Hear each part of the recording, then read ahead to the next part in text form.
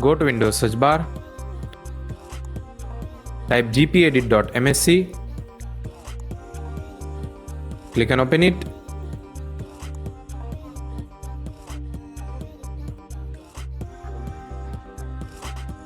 Click on computer configuration,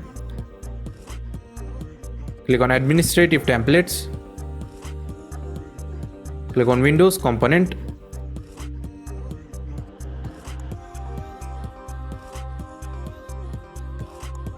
scroll down and click on Windows installer.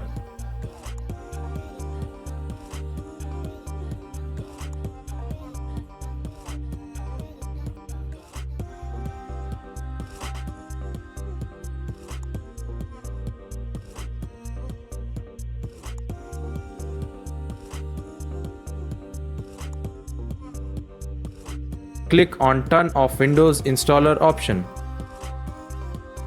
Click on Not configure option. Click on Apply and click on OK. Restart your PC. That's it. Thanks for watching. See you in next tutorial.